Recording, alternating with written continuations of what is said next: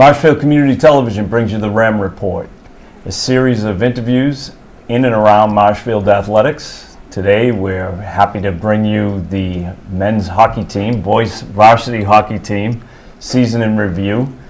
This episode is presented by the Jetty. So thanks to the Jetty for their support.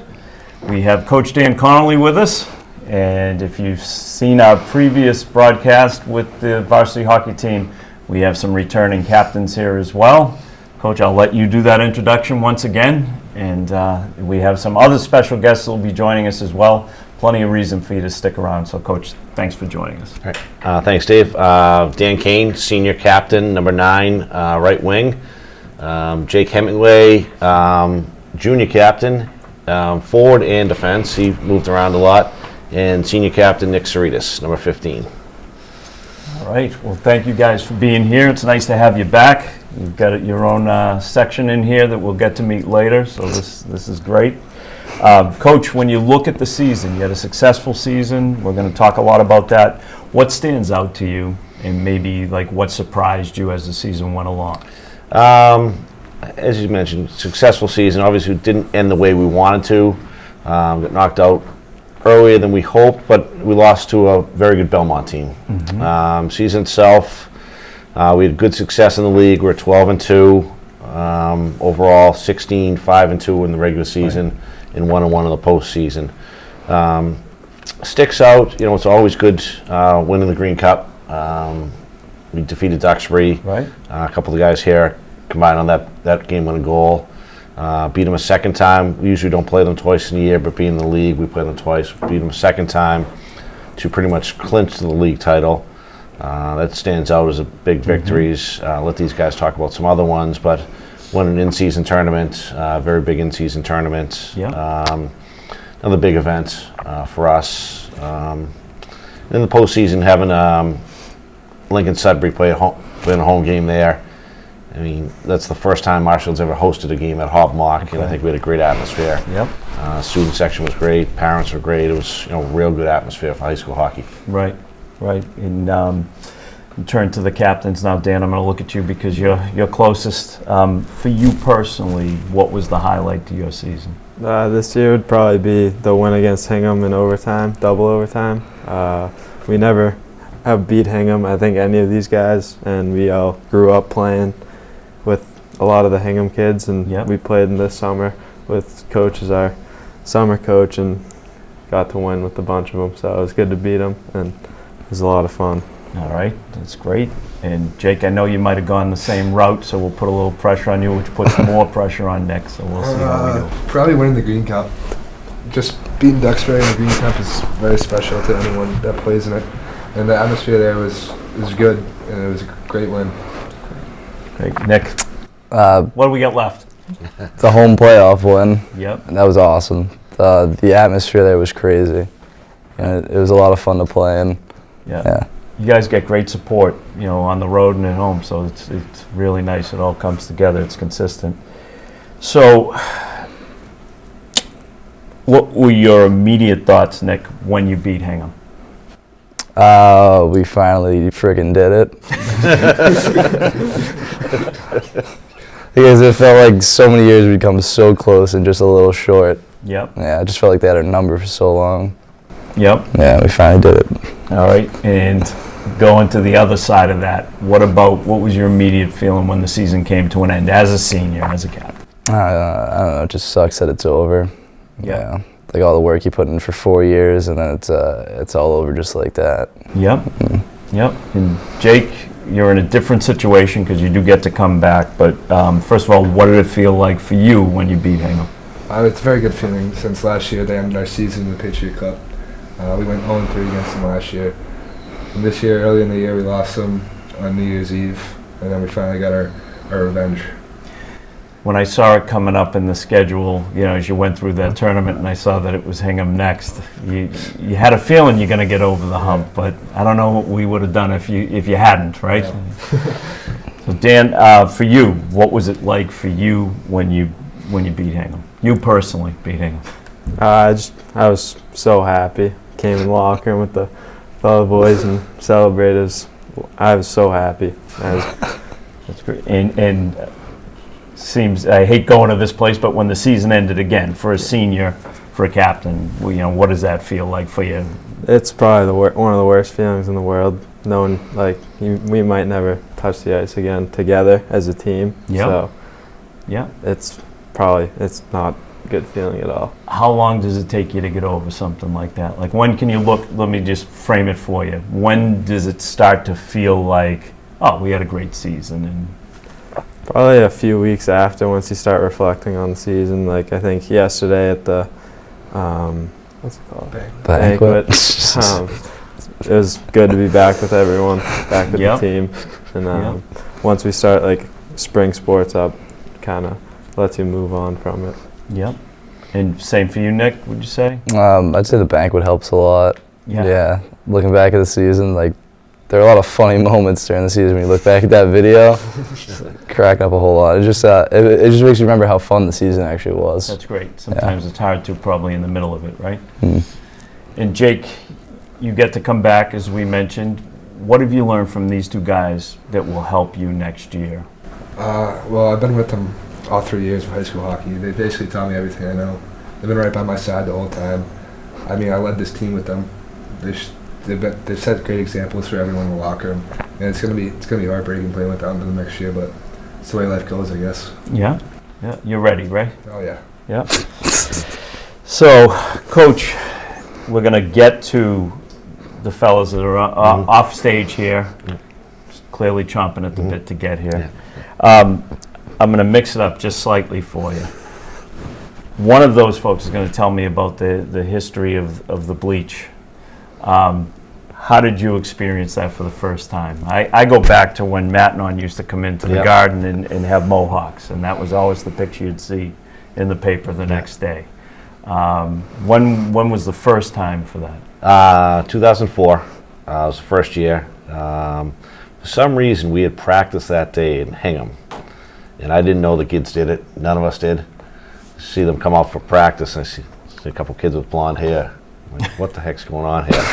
And after practice, we had a meeting in the locker room, and they're looking around. And I'm like, oh God. So talked to the captains afterwards, and they did it as a team bonding thing. And they came together as a group, and it's been going since. And as you look around, each kid looks obviously a lot different than they had. Each one has a different haircut as well, and they're very unique. They can't be missed in the community. You know where to hide. And I'll let them talk more about it. But the captain of that team was Ryan Wazowski. He was a sophomore captain. Probably one of the best captains we've ever had. Nothing against these guys. Great captains. They're great leaders. I said at the banquet yesterday, I think this was probably one of the closest teams we've ever had, a group of kids. They got along great on the ice, off the ice. They got together a lot. They stuck by each other. They helped each other out. And I think that was a good part of our success of, the leadership these guys had, but the way everyone got together. But Ryan was a great captain, 3-year captain. He played Division I hockey. He's been a college coach, now he's a professional coach, and you can see why he's been successful. And I think these guys have a lot of traits he did. They're good, hard-working kids. They treat others with respect. They're good hockey players, but they're better people. So I think these guys will all do very well in life. Yeah, no question. So for Nick and for Dan, I won't get to do this with you again, so I want to thank you both for coming on today, coming back for a second time. We're fortunate. Hopefully we get Jake right back here next year if he's up for it. We're going to have to start paying him, I think, for that, along with the coach. But thank you both. The best of luck to you in everything you take on in the future, both on off the ice and anything else that you did. You go on to play lacrosse, am I right? Possibly, yeah. Possibly. I didn't mean to put pressure on you. I just saw one of your teammates out on some practice field out there right now, and it was pretty easy to figure out who he played for, right, to your point. So this seems like a good place that we could take a break and go to a plug for our presenting sponsor, the Jetty. Looking for a great place to hang out, eat a delicious meal, and have a drink? The Jetty in Brant Rock is the place to be. The Jetty has all the makings of a great time and features live music and entertainment for you to enjoy. The Jetty. Eat, drink, chill. We're back for the second part of the Varsity Boys Hockey Year in Review, Season in Review. And we are fortunate to have new guests with us. We've maintained the coach. We've kept him on. And Coach, if we could get you to introduce the folks to your left, and then we'll come back to you. Sure, thanks, Dave. Will Doherty, sophomore forward, number 21. Connor Merrick, junior defenseman, number 17. Ryland McGlame, sophomore forward, number 5. And Brady Quackenbush, junior goaltender, number 29. Thank you, Coach. Thank you guys for being here. Coach, maybe if you could just talk to us a little bit about now with this season having come to an end, how quickly does it ramp right back up, and what does that calendar look like as you look towards the year ahead? For myself, it ramps up right away. These guys are obviously going to play lacrosse or baseball and hopefully take some time off and rest and recover from hockey. But already starting the schedule for next year, the planning purposes, the practices, lining up everything as far as games and preseason scrimmages. Yep. And we'll get going with summer hockey. Middle of June. These guys will be doing some skating between now and June, and then really ramp it up with their training in the summer. Okay. When school gets out. All right, Brady. I'm going to start with you just to mix it up a little bit, and we'll come across so you guys are ready. I asked the gentleman before you, what did it feel like for you when the clock ticked off in the win against Hingham? I was down the other end. It was a crazy game, double overtime. Knew that obviously it was next goal wins. Cam McGetrick went down on 2-on-1. He shot and scored. I was just instantly filled with joy. Skated down as fast as I could to celebrate with the team. That's great. And I'm going to have to do this differently next time, but what's the opposite of that, obviously, is the season comes to an end, and immediately when the season ends, what's going through your mind? Just really sad. Obviously, you want to keep playing hockey, but I think the worst part is just losing some of the seniors and the guys that you're best friends with, you've been playing with forever, and just knowing that you probably won't touch the ice with them again. I think that's the hardest part. Yep. And I'm going to turn to you, Ryland. Beating Hingham for you, what'd that feel like? It was awesome. My freshman year, we lost them 3 times, so it was pretty nice beating them, especially in that fashion, winning the cup, and it was just great. That's great. And for you, when the season ended, I'll just switch it up just slightly.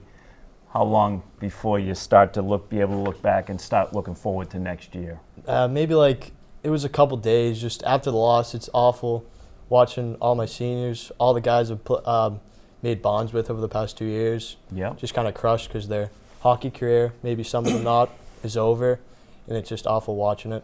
Yeah. Good answer. Connor, just switching it up slightly for you. There was several big wins during the course of the year, right? You can pick Hingham if you want, but what stands out to you? What made you feel great as you stepped off the ice?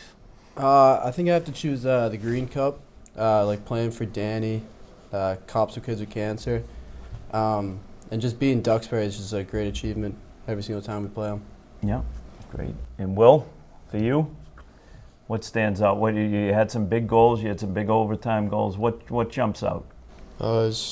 Any win's great, especially like a big one in the playoffs, like in Sudbury, Ed Burns wins, and going back to the locker room with the guys and celebrating. There's no more joy than that.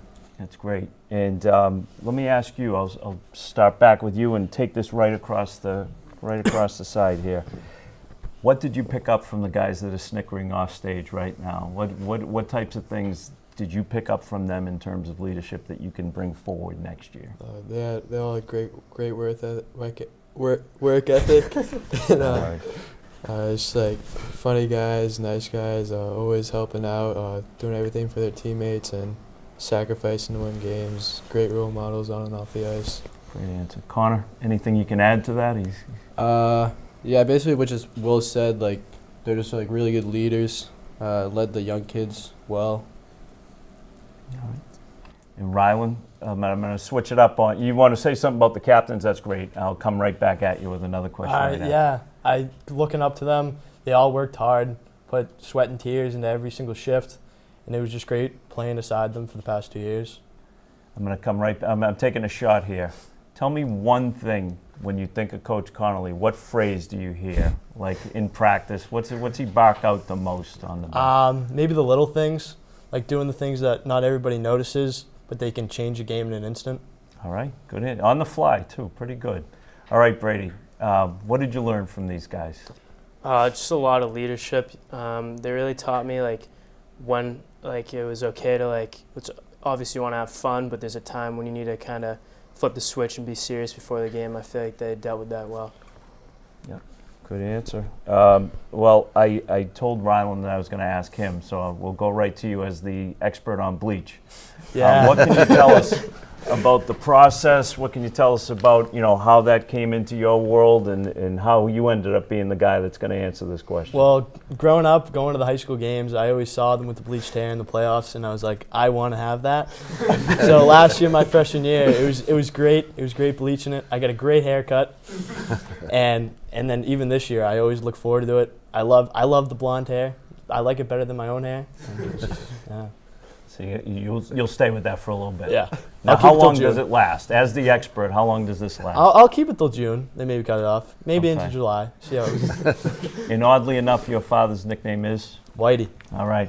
All right. And I figured that might have something to do with it. All right. Who's my expert on the hard hats? Connor.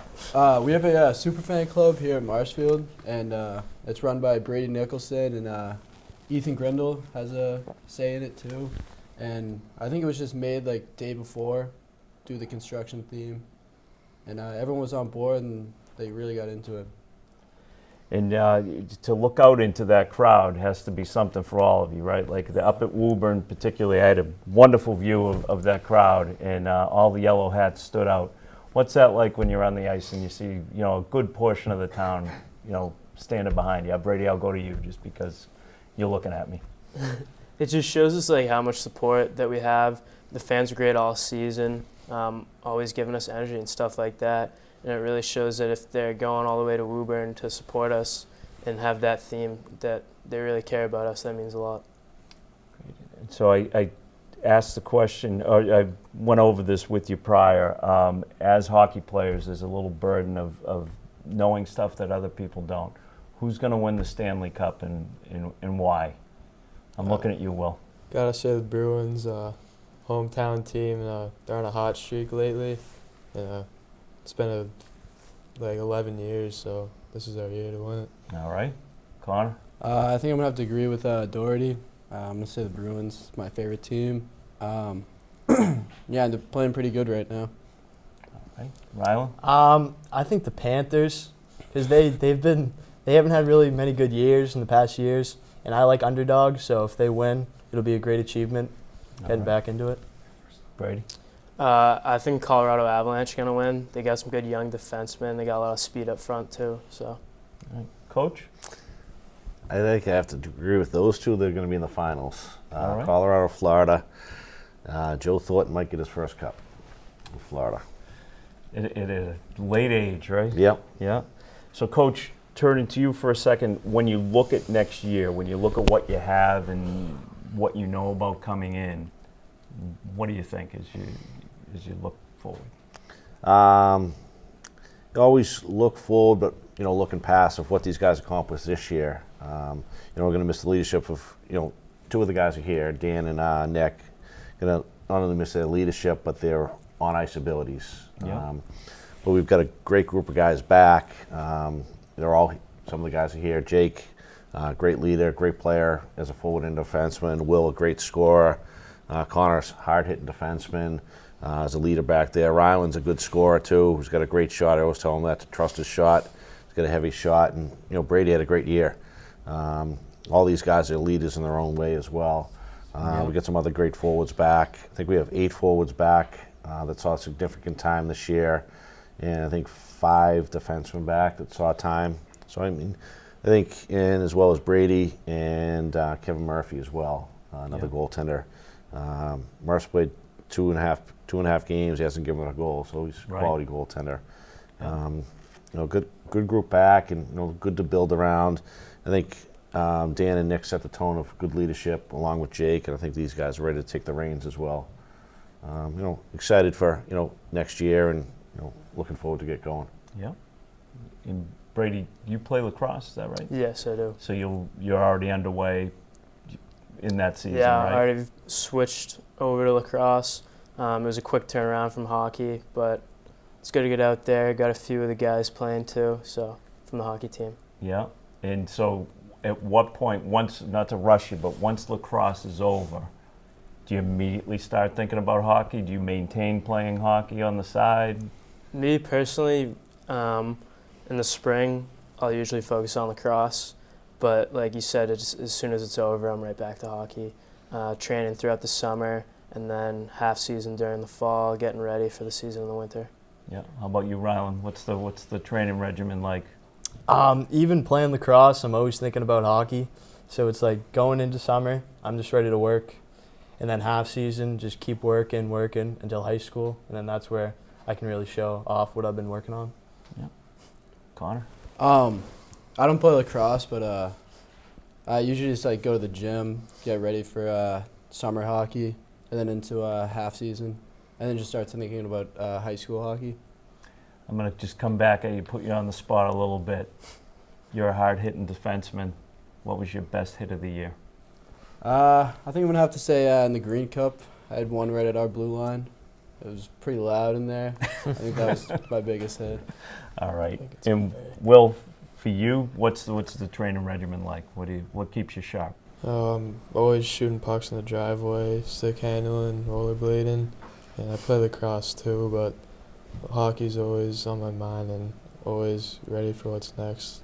Great. And it's always what I always want to be on the ice. Brady, what do you think for next year?